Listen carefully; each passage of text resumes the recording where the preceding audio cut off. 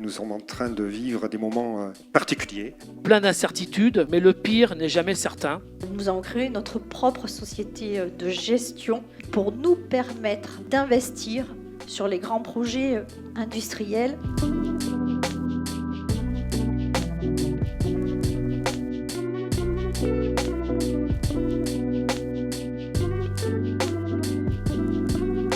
J'ai le plaisir de démarrer du coup d'ouvrir cette nouvelle nuit des réseaux. Donc voilà, donc je salue évidemment Bertrand Serpe, Madame Dalix, conseillère régionale.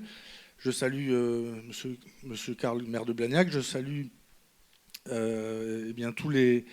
tous les partenaires organisateurs de cet événement qui sont le MEDEF avec Pierre-Olivier Naud, la CPME avec Vincent Aguilera, la CCI Toulouse avec Patrick Piedrafita qui est représenté par Madame Marcy ce soir, qui doit être là, et évidemment Jean-François Rézeau qui est à mes côtés aujourd'hui.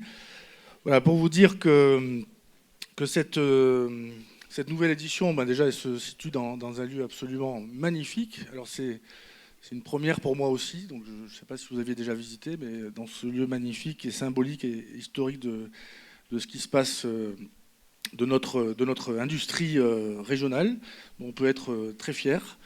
Dans ce magnifique site d'Aéroscopia, donc là aussi je remercie Manatour pour les locaux et pour nous avoir permis malgré les contraintes du lieu et du musée qui est ouvert au public jusqu'à 18h, de pouvoir faire cette soirée ici, donc dans cet espace pour cette première partie, et puis vous le verrez, un autre espace pour la suite de la soirée. Et évidemment, c'est le grand rassemblement des clubs et réseaux d'entreprises, donc je salue et je remercie les présidentes et les présidentes de ces clubs et réseaux. Alors notamment, pour le petit rappel historique, les fondateurs qui étaient le JP, Galaxy, le Club Réussir, le Club Isatis, la Mêlée, il y a bien longtemps, c'est né en 2009, la première édition, avec un interclub d'entreprise. Et c'est assez rapidement devenu, l'interclub d'entreprise n'existe plus, mais le rendez-vous est resté, cette nuit des réseaux. C'est assez rapidement redevenu un incontournable sur la scène toulousaine et au-delà de la rencontre des nombreux clubs et réseaux qui composent le tissu économique et associatif de notre région. Et vous le savez, il y a même eu des nuits des réseaux. Alors le Covid a un peu calmé les choses, mais qui ont pu avoir lieu à Bordeaux ou à Montpellier. 15 ans plus tard, vous voyez, ces rencontres perdurent. Et beaucoup de structures organisatrices sont encore présentes. Donc encore un grand merci. Aujourd'hui, il y a 30 clubs et réseaux présents et 400 participants au total qui seront présents entre tout ce qui s'est passé ce jour et ce soir. Donc voilà, je tiens à les remercier. Donc on voit que la dynamique est toujours là. Dans une époque où tout évolue très rapidement, avec de nombreux défis, vous le savez, particulièrement en ce moment, avec un monde qui bouge très vite. Il faut remettre au cœur de nos échanges la collaboration. Donc la collaboration, c'était cet après-midi. Vous avez assisté pour certains à des ateliers d'échanges sur les thèmes de la souveraineté numérique, souveraineté économique, placer le cœur et l'humain au cœur de la souveraineté à une heure où l'intelligence artificielle ou la mondialisation trop rapide peuvent le faire oublier. Et où, on le sait, il y a beaucoup d'enjeux, beaucoup de perspectives qu'amène tout ça, mais aussi beaucoup de peur et d'inquiétude parfois. Voilà, des collaborations au travers des speed réseaux qui ont eu lieu tout à l'heure, qui ont permis à de nombreux d'entre vous de se rencontrer, d'échanger en mode du speed réseau. Et puis ensuite, en suivant, on aura, une fois qu'on aura dit ces quelques mots d'accueil, des présentations de projets innovants et inspirants qui tournent autour de ce thème de la souveraineté et qui montrent qu'il y a encore possibilité de réaliser de belles choses dans notre région ou à l'échelle de notre pays. Et puis ensuite, évidemment, nos deux intervenants, donc Dominique Pont et Caroline Comé-Fregnaud, qu'on remercie encore d'être venus pour ce soir, qui seront sous une forme de débat, d'échange, nos grands témoins du soir, avant de passer à la grande soirée d'échange et de networking que vous attendez tous. Voilà, donc juste pour terminer, encore une fois, un remerciement à tout le monde, à tous les clubs et réseaux, à tous les organisateurs et évidemment aux équipes qui ont beaucoup œuvré pour que cette journée et cette soirée soient réussies. Je passe la parole à Jean-François Réseau immédiatement. Merci Édouard. Donc monsieur Bertrand Serpe, vice-président de la métropole représentant Jean-Luc Moudinque. Et puis également, je saluais Joseph Carle, maire de Blagnac, vice-président également de la métropole. Merci aussi Madame Dalix d'être présente parmi nous, conseillère régionale, et qui représente Carole Delga. Et puis également, bien évidemment, à vous tous, les partenaires, les présidents de clubs, et les adhérents de ces clubs, et puis tout ce qui fait la force de la mêlée, de son réseau et de ces différents clubs qui suivent Édouard depuis de nombreuses années. Alors donc, pour vous dire comment les choses se sont passées, les choses se sont passées de la façon suivante. Édouard m'a contacté, puis il m'a dit, bon, écoute, je fais un événement qui réunit l'ensemble des acteurs économiques, des réseaux, donc sur la métropole, la Haute-Garonne, puis également à l'échelle régionale. Et donc du coup, il serait bien que vous puissiez venir nous rejoindre et nous accompagner sur cet événement. Et quand il disait nous, il parlait des organisations patronales et puis des chambres consulaires. Donc c'est volontiers et assez rapidement qu'il y a eu un go de te rejoindre dans l'organisation de cette journée, de cette soirée. Alors, qui nous a rejoints? Ils sont ici présents, donc ça va me permettre de pouvoir les appeler. Donc, Patrick Petrafita, si tu veux venir me rejoindre, le président de la CCI de Toulouse, hein, qui vient de nous rejoindre. Voilà.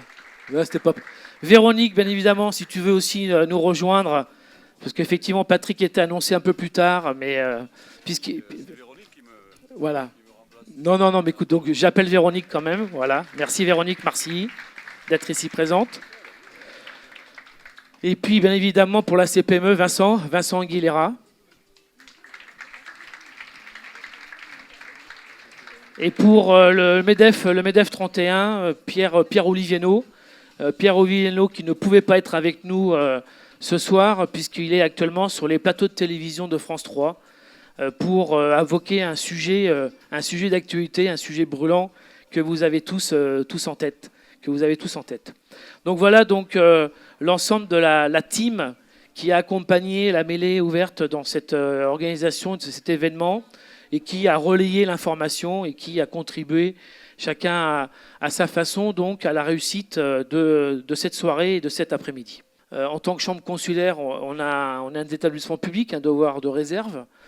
Mais j'aimerais apporter un message positif pour plusieurs raisons. C'est que vous, les entrepreneurs, vous avez démontré sur ces dernières années, de crise qui se sont répétées et qui ont commencé par une crise sanitaire, hein, où ce sont les hommes et les femmes, et vos collaborateurs ou vous-même qui avez été touchés donc au niveau santé, puis ensuite différentes crises qui se sont enchaînées, géopolitiques et autres. Et il est vrai que vous avez toujours fait preuve de résilience et de persévérance dans ces difficultés qui étaient devant vous. Et donc du coup, c'est ce qui caractérise les chefs d'entreprise, les acteurs économiques, de toujours faire face à des événements imprévus, de s'adapter pour la pérennité de son entreprise, et puis également de pouvoir pivoter et d'avoir cette flexibilité qui permet à chaque fois de s'adapter au contexte. Alors, je reprendrai une citation pour illustrer ces moments-là et mettre du positif. Il y a un dicton qui dit que plein d'incertitudes, mais le pire n'est jamais certain. Et donc, effectivement, c'est ça qui peut aussi nous inquiéter sur qu'est-ce qui va se passer dans les semaines qui viennent. Mais d'un autre côté, une fois de plus, on saura relever ce défi et y faire face. Et je pense qu'en termes de souveraineté économique, la meilleure des façons de pouvoir être un acteur de ce qui va se passer, c'est bien évidemment de se mobiliser, de mobiliser autour de vous, et puis d'exprimer ce que vous avez envie d'exprimer, mais en tout cas de ne pas avoir de regrets donc, en ce début de mois de juillet et ce début de vacances. Voilà le message que je pouvais vous dire, un message positif, qui reste positif, et vous l'avez compris, une mobilisation qui est importante pour ne pas avoir de regrets par la suite sur donc, on va dire les mesures qui seront prises ou qui seraient prises. Voilà, je voulais profiter effectivement de ce lieu pour pouvoir l'évoquer parce qu'on est énormément, nous tous, sollicités sur ce sujet. Eh bien, j'appelle Bertrand Serbe, du coup, Madame Dalix, si vous voulez bien.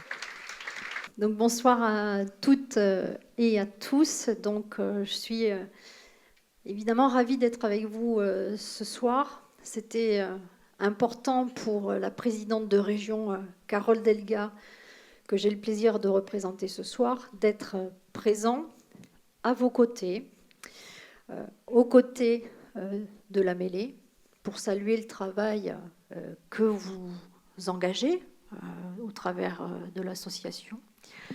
Et puis, dire que c'est un plaisir d'être accueilli dans ce lieu emblématique du savoir et puis de la culture scientifique. Alors, un thème, vous l'avez introduit autour de la souveraineté, un thème qui, ô combien, est d'actualité. Et qu'est-ce que c'est que la souveraineté ? C'est un terme, cela a été dit, qu'on emploie beaucoup, notamment en matière économique, ce qui vous concerne directement, et plus spécifiquement concernant l'agriculture, l'énergie évidemment, et bien sûr l'industrie.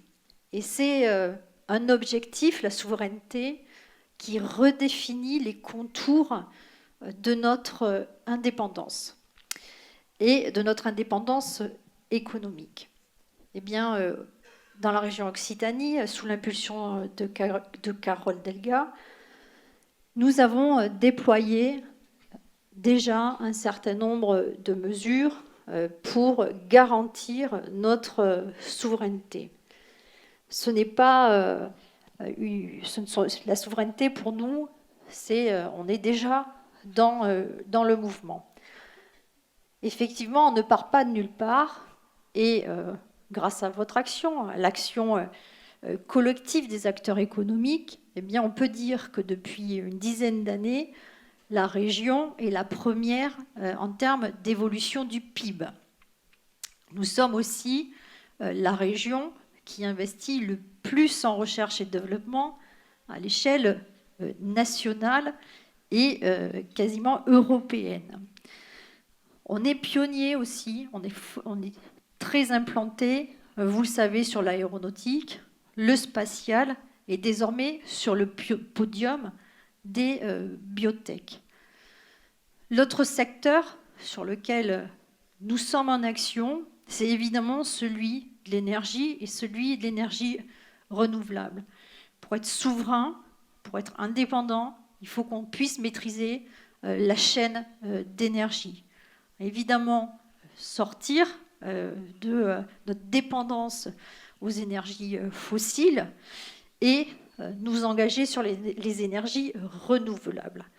Et on est, sachez-le, le territoire dans lequel il y a le plus d'acteurs économiques sur ce sujet des énergies renouvelables. On est porteur, on est là aussi pionnier sur les éoliens, sur l'éolien flottant, sur la méthanisation, sur l'hydraulique et évidemment l'hydrogène vert. Hydrogène vert dont vous avez dû entendre parler, qui n'est pas un fantasme, qui est une réalité et qui a trouvé ces derniers temps plusieurs actes forts, notamment je pense à l'ouverture d'une station à l'aéroport de Blagnac, avec une entreprise qui est située aussi, Genvia, qui est située sur la partie Languedoc-Roussillon. C'est un vrai sujet, l'hydrogène vert, sur lequel nous nous sommes engagés. où nous avons investi, où les acteurs économiques se sont aussi beaucoup mobilisés pour le porter, et donc maintenant ça devient une réalité. Donc vous le voyez, nous prenons tout notre part dans cette question de la souveraineté. Et l'un des premiers choix que nous avons opérés à l'échelle régionale, eh bien, ça a été de bâtir une planification de notre stratégie pour l'emploi, la souveraineté et l'écologie au travers d'une quarantaine d'actions qui ciblent la transformation économique de notre modèle et évidemment la protection de nos entreprises. Et une des concrétisations majeures de cette stratégie, eh bien, ça a été de renforcer en 2023 notre fonds souverain régional de plus de 400 millions d'euros pour que les entreprises stratégiques à l'échelle de notre territoire, eh bien, elles puissent se développer, et ceci en toute indépendance. Autre outil que nous avons mis en place, c'est nous avons créé notre propre société de gestion pour nous permettre sur les prochaines années eh bien, d'investir sur les grands projets industriels à l'échelle de la région. Quelques mots évidemment pour terminer sur le numérique et l'intelligence artificielle. Il faut savoir que c'est un secteur d'activité qui compte 65 000 emplois à l'échelle de l'Occitanie, 20 000 acteurs qui travaillent directement sur ce sujet. Et pour nous, il est absolument nécessaire de nous engager sur ce secteur. Un, pour protéger les entreprises de tout ce vous pouvez connaître sur les attaques, les cyberattaques, et deux, pour nous démarquer au niveau européen et faire de ce sujet du numérique et de l'intelligence artificielle, faire que nous soyons leaders au niveau européen. Et très prochainement, donc en juillet, nous devions le faire en juin, mais au vu de l'actualité, nous n'avons pas pu tenir l'assemblée plénière. Donc en juillet, nous sortirons un plan régional destiné directement à l'intelligence artificielle en dotant ce sujet-là de près de 50 millions d'euros de budget. Donc vous l'aurez compris, l'enjeu de la souveraineté pour nous, région Occitanie, eh bien, cet enjeu il est essentiel. Et à notre échelle, nous le prenons comme une opportunité pour bâtir notre nouveau modèle de développement qui ne laisse personne au bord du chemin, qui redistribue la donne entre les enjeux économiques, sociaux et environnementaux. Et nous voulons, au niveau régional, être ce moteur, être actionnaire dans ce défi qui nous concerne tous, vous tous, acteurs économiques, et nous aussi, évidemment, collectivités. Je vous remercie. Alors, Madame la conseillère régionale, Monsieur le Président de la mêlée, cher Édouard, Messieurs les Présidents, cher Vincent, cher Patrick, cher Jean-François, Mesdames et Messieurs, en vos grades et qualités, chers amis. Ce n'est pas la première nuit des réseaux que je fais. J'en ai fait quelques-unes avec toi, je crois, depuis quelques années.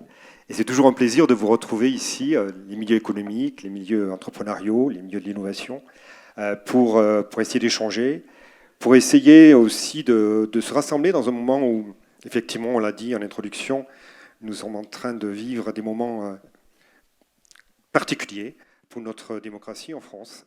Et ces moments particuliers, nous allons les vivre ensemble parce que nous sommes soudés, parce que nous sommes des entrepreneurs. Je suis moi-même un entrepreneur, comme beaucoup dans cette salle, et parce que nous savons ce que sont les valeurs de l'entreprise, les valeurs de l'entrepreneuriat, les valeurs de l'innovation, parce que toutes ces valeurs font aussi, c'est la thématique, je crois, de ce soir, la souveraineté.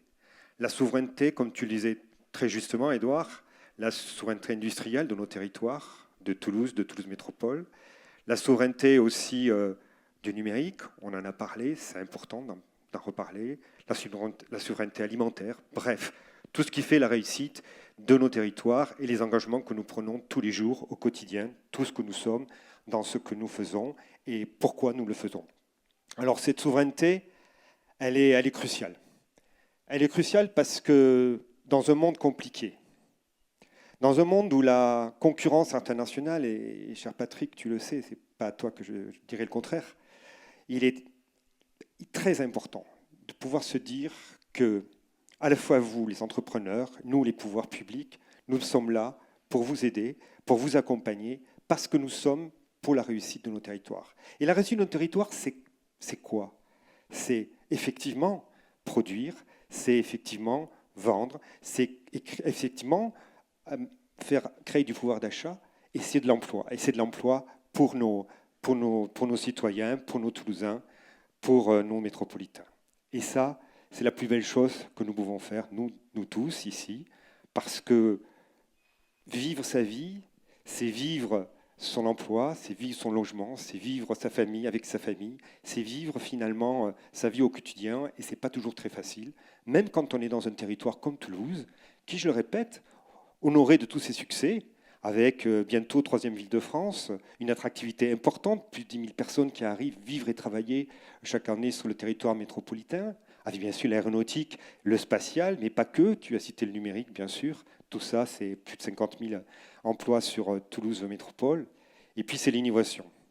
Et l'innovation elle est importante parce que ici on est dans un musée qui s'appelle Aeroscopia, qui est un peu l'histoire de l'innovation aussi de l'aéronautique et du spatial, et c'est vers quoi on veut toujours tendre pour plus de succès, plus de réussite et plus finalement de bien-être et de convivialité, comme on aime bien dire à Toulouse, dans tous nos milieux. Alors la souveraineté, c'est aussi les transports. On a beaucoup œuvré.